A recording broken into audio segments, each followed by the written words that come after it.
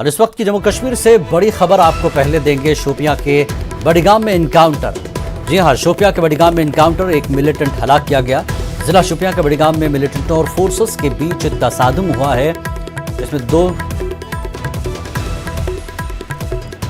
दो से तीन मिलिटेंट फोर्सेस के घेरे में है। बड़ी खबर, जम्मू कश्मीर के शोपियां के बड़ीगाम में इनकाउंटर, एक मिलिटेंट हलाक हुआ है और जिला शोपियां के बड़ीगाम में मिलिटेंटों और फोर्सेस के बीच तसादुम हुआ है, जिसमें 2 से 3 मिलिटेंट फोर्सेस के घेरे में है। बड़ी खबर, शोपियां के बड़ीगाम में इनकाउंटर, एक मिलिटेंट हलाक। शोपियां के बड़ीगाम में मिलिटेंटों और फोर्सेस के बीच तसादुम हुआ है, जिसमें एक मिलिटेंट हलाक हुआ है। बड़ी खबर, एक मिलिटेंट हलाक हुआ है। जम्मू कश्मीर के शोपियां के बड़ीगाम में इनकाउंटर के दरमियान एक मिलिटेंट हलाक हुआ है और 2 से 3 मिलिटेंट फोर्सेस के घेरे में। खबर गुजरात से। गुजरात असेंबली चुनाव से पहले सियासी गर्मागर्मी शुरू हो गई है। इस बीच कांग्रेस के 2 मजीद लीडरों ने कांग्रेस आला कमान से नाराजगी जताते हुए कांग्रेस पार्टी को खैराबाद कह दिया है। राजकोट कांग्रेस के साबिक रुकन असेंबली इंद्रनील राजगुरु और विश्राम सागठिया ने कांग्रेस से इस्तीफा दे दिया है और आम आदमी पार्टी में शमूलियत इख्तियार कर ली है। दोनों के कांग्रेस छोड़ने पर गुजरात कांग्रेस के इंचार्ज ने कुछ इस तरह अपने रद्देमल का इजहार किया।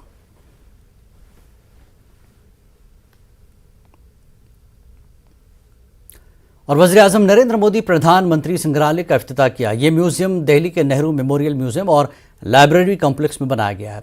वज़ीर-ए-आज़म मोदी ने इस मौके पर टिकट खरीदा और संग्रहालय का दौरा किया। दिल्ली में 3 मूर्ति भवन, जिसकी अब तक शनाख्त नहीं नेहरू मेमोरियल म्यूजियम से की जाती थी, अब प्रधानमंत्री संग्रहालय के नाम से जाना जाएगा। इस म्यूजियम में मुल्क के पहले वज़ीर-ए-आज़म पंडित जवाहरलाल नेहरू से लेकर मौजूदा वज़ीर-ए-आज़म नरेंद्र मोदी तक तमाम वज़ीर-ए-आज़म के फ़लसफ़े हयात को तफसील से जमा किया गया है। आज का ऐतिहासिक अवसर लोकतंत्र को सशक्त और समृद्ध करने के संकल्प को दोहराने का भी एक बेहतरीन अवसर है। इस देश का संपन्न इतिहास हम वर्तमान पटल पर भी संभव कर सकें। आने वाले 25 वर्ष आजादी का ये अमृत काल देश के लिए बहुत अहम है। मुझे विश्वास है कि ये नवनिर्मित प्रधानमंत्री संग्रहालय भविष्य के निर्माण का भी एक ऊर्जा केंद्र बनेगा। अलग अलग दौर में लीडरशिप की क्या चुनौतियां रही, कैसे उनसे निपटा गया, इसको लेकर भी भावी पीढ़ी के लिए ये एक बड़ी प्रेरणा का माध्यम बनेगा। यहां प्रधानमंत्रियों से संबंधित दुर्लभ तस्वीरें, भाषण, साक्षात्कार, मूल लेखन जैसी स्मरणीय वस्तुएं रखी गई हैं। साथियों, सार्वजनिक जीवन में जो लोग उच्च पदों पर रहते हैं, जब हम उनके जीवन पर दृष्टि डालते हैं तो ये भी एक तरह से इतिहास का अवलोकन करना ही होता है। और मध्य प्रदेश के खरगोन में तशद्दुद के बाद लगातार 5वें दिन भी कर्फ्यू जारी है। हर जगह पुलिस फोर्स तैनात है। कमिश्नर पवन शर्मा और आईजी राकेश गुप्ता ने खरगोन में ही डेरा डाल रखा है। आज कर्फ्यू में 2 घंटे की नरमी दी गई थी, जिसमें सिर्फ खवातीन को घर से बाहर निकलने की इजाज़त थी। खवातीन को 2 घंटे के लिए दूध, सब्जियां, फल समेत दीगर ज़रूरी अशिया खरीदने के लिए छूट दी गई थी। खरगोन में पथराव, हिंसा और आगजनी की घटना के बाद अब सामान्य हालत होते जा रहे हैं। पूरी तरीके से पुलिस की और प्रशासन की नियंत्रण में स्थिति है। हमारे साथ खुद जिले के जो डिस्ट्रिक्ट मजिस्ट्रेट हैं अनुग्रह पी मौजूद है। मैडम, किस प्रकार के हालात है? जिस प्रकार से कर्फ्यू लगा था और अब स्थिति सामान्य हो रही है, आज छूट भी दी गई है। हमने जो है सभी एरिया में राउंड भी लगातार और पेट्रोलिंग चल रहा है।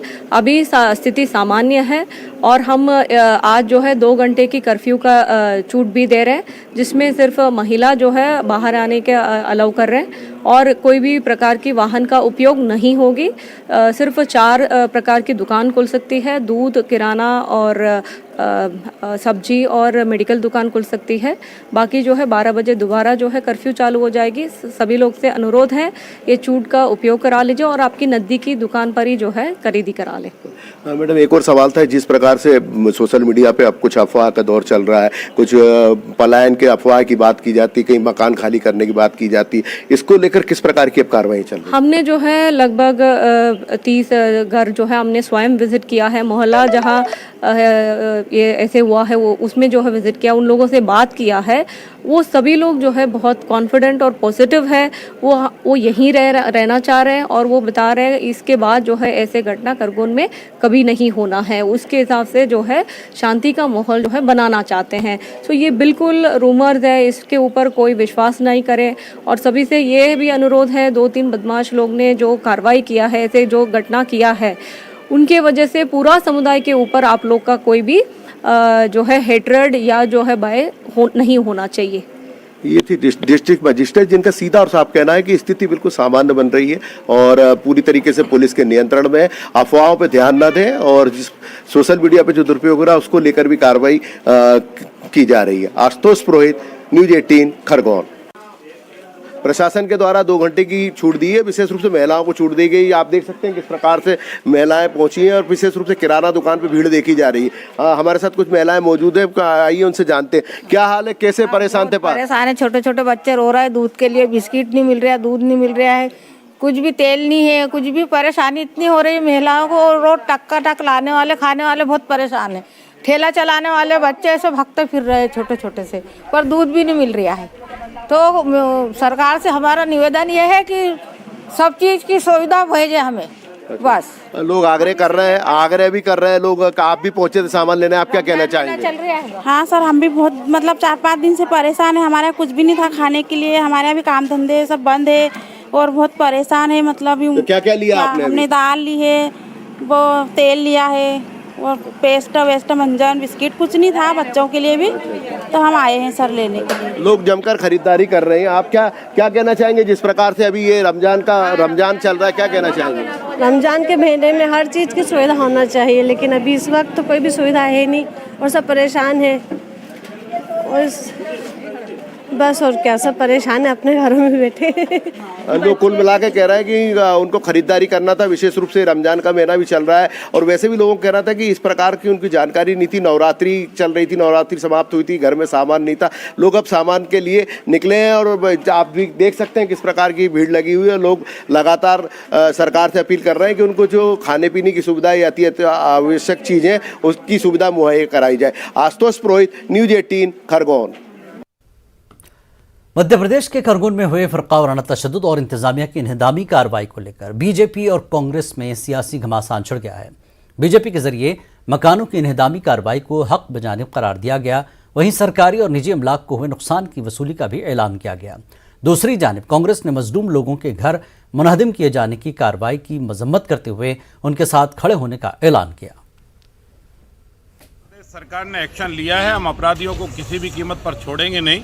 दंगाई ये कान खोलकर समझ लें कि दंगाई करना और आगजनी करना, लूटपाट करना ये पुरानी आदतें हुआ करती थी, ये बदल दें। अब कांग्रेस का शासन नहीं है, भारतीय जनता पार्टी का शासन है। अगर आप दूसरों का घर जलाओगे तो आपके घर पर बुलडोजर चलाया जाएगा, आप दूसरों के सर पर पत्थर मारोगे तो आप भी सुरक्षित नहीं रहोगे और आपके बाप दादों से और आपसे डंडे मार मार के आपकी संपत्ति बेचकर जिनका दूसरों का नुकसान हुआ उसकी भरपाई की जाएगी। इसलिए मेहरबानी करके शांति से रहिए, सद्भावना से रहिए, मिलकर रहिए, एक दूसरे को शुभकामनाएं देकर रहिए। लेकिन अगर किसी के जुलूस जलसे पर आपने अगर पत्थर फेंके तो आपका घर जमींदोज कर दिया जाएगा, आपका घर नेस्त नाबूद कर दिया जाएगा। जो शय मिली हुई है, जिस तरह से बीजेपी इसको सब चीज़ों को प्रायोजित कर रही है, इस सब की हम निंदा भी करते हैं और ये कहना चाहते हैं, डी साहब यही कहा है कि वहाँ शांति बहाल हो, लोगों के रोज़मर्रा की चीज़ें उनको वहाँ पर मिले और इसकी जांच हो और जांच होने के बाद जो भी दोषी हैं उसके खिलाफ कार्रवाई हो और जो निरपराध लोग हैं जिनने कोई वो नहीं किया और उनके मकान अगर तोड़े गए हैं तो कांग्रेस पूरी ताकत से उनके पक्ष में खड़ी रहेगी, उनकी लड़ाई लड़ेगी, ये उनकी बात करेगी। राजस्थान के वज़ीर आला अशोक गहलोत ने मध्य प्रदेश के खरगोन में मुश्तबा मुलज़मीन के मकानात मुनहदिम किए जाने की सख्त मजम्मत की है। तेजस्वी सूर्या, नाम तो तेजस्वी सूर्या, और यहाँ पर आप देखिए किस काम के लिए आए। आप बताइए कि करौली के अंदर जो कुछ भी हुआ बहुत अनफॉर्चुनेट घटना थी, उनकी हम सब ने निंदा करी और उस वक्त ही मैंने कहा ये लोग आग लगाने का काम करते हैं, आपको याद होगा। और देश के अंदर अनेकों राज्यों के अंदर दंगे भड़क गए,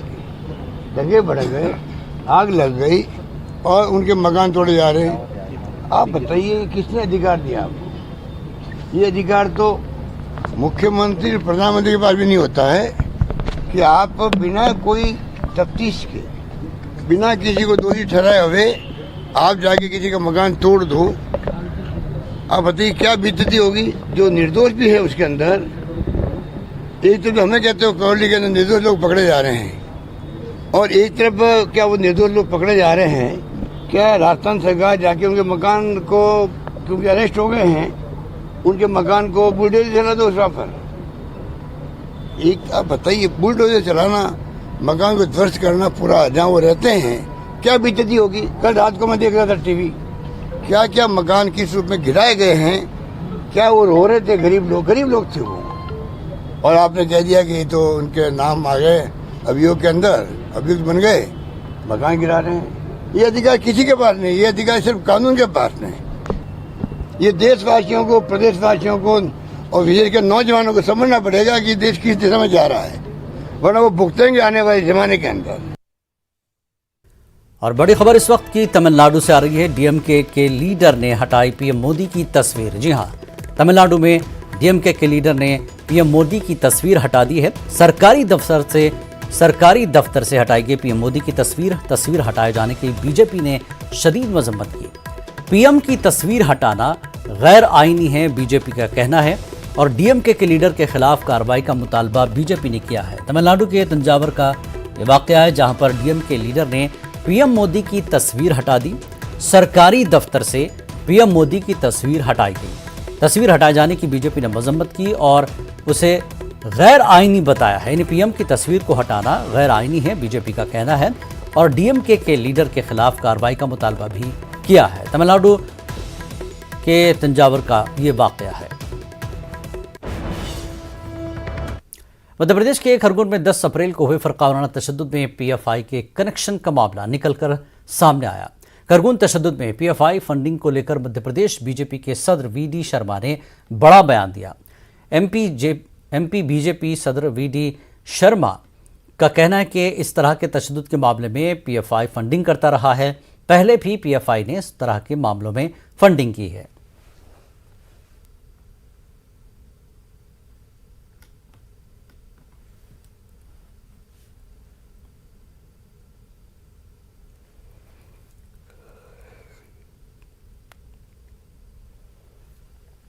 वक्त एक ब्रेक के बाद फिर लौटेंगे।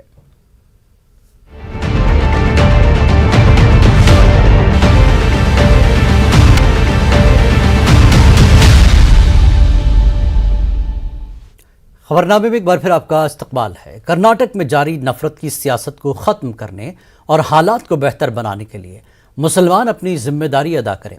नफरत का जवाब नफरत से नहीं बल्कि मोहब्बत, हुस्न सलूक, नेक किरदार के जरिए दें। बेंगलुरु में मौलाना डॉक्टर अफजल हुसैन कासमी ने यह बात कही। उन्होंने कहा कि कुरान मजीद ने 1400 साल कबल इस पैगाम को पेश किया है। देखिए, पारा नंबर 7 है और सूरह अनआम की आयत नंबर 108। मैं हाफिज़ कुरान नहीं हूँ, इसलिए कुरान पाक मैंने सामने रखा है। देखिए, वला तसुब्बुल्लज़ीन यदऊन मिन दूनिल्लाह। अल्लाह ताला ने हमें ये तालीम दी कि गालियाँ मत दो उन लोगों को जो अल्लाह के अलावा किसी और की पूजा करते हैं या पुकारते हैं, यानी गैरुल्लाह से मदद मांगते हैं या पुकारते हैं या अपना माबूद बनाया हुआ है उन्होंने गैरुल्लाह को, उनको गाली मत दो। साफ अल्फाज है। सब्बा या सुब्बू के माना आते हैं अरबी में गाली देना। वला तसुब्बू, और गाली मत दो, अल्लज़ीना यदऊना मिन दूनिल्लाह, उन लोगों को जो गैरों को, अल्लाह के अलावा गैरों की पूजा करते हैं या पुकारते हैं। अगर तुम ऐसा करोगे तो फ़यसुब्बुल्लाह अदुव्वा, अगर तुम गालियां देते रहोगे इन लोगों को तो फिर जवाब उस गाली का जवाब भी गाली से मिलेगा तुम्हें, यानी तुम्हारे खुदा को, इलाहे बरहक। और कर्नाटक के रायचूर में श्रीराम सेना के लीडरों की जानिब से इश्तियाल अंगेज बयान दिए जाने के खिलाफ कांग्रेस अक़लियती सेल की जानिब से एहतजाजी मुजाहरा किया गया। कांग्रेस जिला अक़लियती सेल के सदर और CMC रुकन साजिद समीर की क़यादत में मुनक़्क़िद किए गए एहतजाजी प्रोग्राम में दीगर बरादरान वतन ने भी हिस्सा लिया। इस मौके पर कांग्रेस पार्टी लीडरों का और कारकुनों ने फ़र्क़ावाराना जज्बात भड़काने वालों के खिलाफ सख्त कार्रवाई करने का मुतालबा करते हुए नारे लगाए। CMC रुकन साजिद समीर ने कहा कि रायचूर इब्तिदा से ही एक पुरअमन शहर रहा है और यहाँ की गंगा जमनी तहजीब मिसाली है। उन्होंने मुसलमानों के खिलाफ नफरत अंगेज़ बयानात देने और श्रीराम नवमी प्रोग्राम के दौरान हथियार लहराने वालों के खिलाफ सख्त कार्रवाई करने की हुकूमत से मांग की। टीपू सुल्तान गार्डन में जो हम लोग जमा हुए हैं, जो एक प्रोटेस्ट करने के लिए, जो 2 दिन पहले रामनवमी के दिन जो रामलिंगेश्वर टेम्पल के अंदर जो भड़काऊ बयान दिए हैं, जो हमारे कम्युनिटी के खिलाफ, उसके एवज़ में आज हम DC साहब को एक मेमोरेंडम देने के लिए, पर्सनल अपील करने के लिए कि ऐसे लोगों को जाए पार्टी का काम कैसे चल रहा है पूरा प्रदेश में, वो सबसे जानकारी लिया जाए और कहीं पर कुछ कमज़ोरी है तो उसको दूर किया जाए, ताकि आने वाले चंद महीनों में जो विधानसभा के चुनाव होंगे उसके लिए हमारी पार्टी पूरी ताकत के साथ और तैयारी के साथ उसमें उतरे। यही हमारा मकसद है। क्योंकि रमज़ान है तो मैं आज आया हूँ और इफ्तार की दावत है, तो सब लोगों से, ज़िम्मेदारों से मुलाकात भी हो जाएगी। और रमज़ान के बाद मई के महीने में भी मेरे 3-4 प्रोग्राम होंगे, फिर जून में भी होंगे। तो एक कंटिन्यूस तरीके से मैं अहमदाबाद और गुजरात के मुख्तलिफ मुकामात को इलाक़ों में आता रहूँगा और पूरा मकसद एक ही है कि पार्टी को मजबूत किया जाए। हमारे कॉर्पोरेटर्स, काउंसलर्स कैसा काम कर रहे हैं वो भी देखा जाए और विधानसभा की तैयारी के सिलसिले में हमारी पूरी कोशिश रहेगी। अगर आपके पास कोई सवाल हैं तो आप ज़रूर मुझसे पूछ सकते हैं। सर, गुजरात में जो सांप्रदायिक हिंसा की घटनाएं हुए उन पर मेरा मानना यह है कि कहीं पर भी वायलेंस होता है तो वो किसी के लिए भी ठीक नहीं है, और जब वायलेंस होता है तो उसकी जिम्मेदारी स्टेट गवर्नमेंट पर आयद होती है। और अगर आप पिछले 20-25 साल के इंक्वायरी कमीशन की रिपोर्ट्स पढ़ेंगे तो वो इस बात को बताते हैं कि अगर स्टेट गवर्नमेंट नहीं चाहती कि हिंसा ना हो तो हिंसा नहीं होती। अगर स्टेट गवर्नमेंट चाहती है कि सांप्रदायिक हिंसा हो तो हिंसा होती है। तो इसलिए मेरा मानना ये है कि ये स्टेट गवर्नमेंट की जिम्मेदारी है और वो नाकाम साबित हुए लॉ एंड ऑर्डर को, अमन को कायम करने के लिए। इसीलिए हम देखते हैं कि ये हिंसा जो आप उसका कह रहे हैं, और हमारा मानना ये है कि जो हाथी है पूरी इंक्वायरी के साथ तहकीकात करके उनको गिरफ्तार किया जाए, एक्शन लिया जाए। मगर ये जो मीडिया में नैरेटिव आ रहा है कि हमेशा से ये बताया जाता है कि अल्पसंख्यक समाज मुसलमानी पत्थर फेंकता है, वही दोषी है, तो हम इस बात को नहीं मानते। ये trial by selective leak stories मत करिए। और अगर आपके पास कोई वीडियो एविडेंस है गुजरात में जो खंबाट में हुआ और मुख्तलिफ और 2 मुकामात पर हुआ, तो आप बताइए। ये सेलेक्टिव लीक करके ये कॉन्स्पिरेसी। और सदरुद्दीन ओवैसी अहमदाबाद गुजरात के दौरे पर है और सियासी सूरत हाल का जायजा लेंगे और पार्टी को मजबूत करने की तैयारी में लगे हुए हैं। और कर्नाटक में SDPI ने बीजेपी हुकूमत के सीनियर वजीर ईश्वरप्पा के इस्तीफे का मुतालबा किया। SDPI के रियासती सदर अब्दुल मजीद ने कहा कि कॉन्ट्रैक्टर संतोष पाटिल की खुदकुशी के मामले में संघ परिवार की तंजीमें क्यों खामोश है। इस मामले में रियासती वजीर ईश्वरप्पा के खिलाफ FIR दर्ज हो चुका है, लेकिन क्यों बीजेपी ईश्वरप्पा का इस्तीफा नहीं ले रही है। आपका माध्यम से मैं पूछना चाहता हूं, आरएसएस जो भी बजरंग दल संघ परिवार अगर कुछ भी मुसलमानों को ऊपर सोशल बॉयकॉट करना सब बोलने के लिए आप लोग तैयार है। आपका खुद का एक कार्यकर्ता आपका मिनिस्टर का वजह से सुसाइड किया है, क्यों आप नहीं पूछते, क्यों हंगामा नहीं करते? जो हंगामा करने वाले, रास्ते को आने वाले, प्रोटेस्ट करने वाले अगर मुस्लिम इश्यूज रहे तो करेंगे। यही आपका मैं और हिंदू एक है बोलने वाले, हम लोग हिंदू का साथ है बोलने वाले, ये नाटक है, नाटकबाजी है। ये कर्नाटक का 7 करोड़ आवाम के सामने इनका नाटक मालूम हुआ है। ये हिंदू हम एक है या वो बोलने का ये सब नाटकबाजी करते हैं, वोट के लिए करते हैं। असल मुद्दा ये नहीं है। जब मुस्लिम इश्यू आता है तो बात करते हैं, जो खुद का मिनिस्टर जो ऊपर जो आरोप है, तब कोई किधर है? ये लोग किधर है? किधर है ये हंगामा?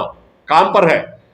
और हम आपका माध्यम से मुतालबा करते हैं, ये जो ईश्वरप्पा जो है मिनिस्टर है, इंक्वायरी में इन्वेस्टिगेशन में इन्फ्लुएंस कर सकता है, प्रेशर हो सकता है, तो इसलिए सिटिंग हाईकोर्ट का सिटिंग का जज का जरिए इसको इंक्वायरी होना चाहिए, इन्वेस्टिगेशन होना चाहिए। दूसरा, ये 4 करोड़ रुपीस का जो भी इंटरनेशनल क्रिमिनल कोर्ट की टीम यूक्रेन में है। चीफ प्रोसिक्यूटर करीम खान की क़यादत में टीम केव के नवाही इलाकों का दौरा कर रही है। रूस पर बुचा में सैकड़ों शहरियों को अजियत देकर हलाक करने का इल्ज़ाम है। उधर जंगज़दा इलाकों में फंसे शहरियों को निकालने के लिए आज 9 राहदारियाँ बनाई गई हैं। डनबास के इलाके से शहरियों को महफूज मकामात पर मुंतकिल किया जा रहा है। यूक्रेन का कहना है कि रूस के हमलों के सबब शहरियों को निकालने के अमल में रखना पड़ रहा है। मारियोपोल में तकरीबन 1 लाख शहरी महफूज मकामात पर मुंतकिल किए जाने का इंतज़ार कर रहे हैं। इस बीच यूक्रेन ने दावा किया है कि बहर अस्वद में रूस का जंगी जहाज़ उसके मिसाइल हमलों के नतीजे में तबाह हुआ है। मकबूजा मगरबी किनारे में इसराइली फोर्सेस की कार्रवाई में आज 2 फ़लस्तीनियों की मौत हो गई। पिछले 24 घंटों के दौरान 5 अफराद की जानें तल्फ हुई हैं। उनमें एक 14 साल लड़का भी शामिल है। इसराइल का दावा है कि सिक्योरिटी एहलकारों पर हो रहे हमलों के खिलाफ कार्रवाई में फ़लस्तीनियों की हलाकत हुई है। उधर PNI के जनरल सेक्रेटरी मुस्तफ़ा बरगूती ने इसराइली कार्रवाई पर तशवीश का इजहार किया। उन्होंने खदशा जाहिर किया कि तशद्दुद का दौरानिया बड़ा रूप इख्तियार कर सकता है।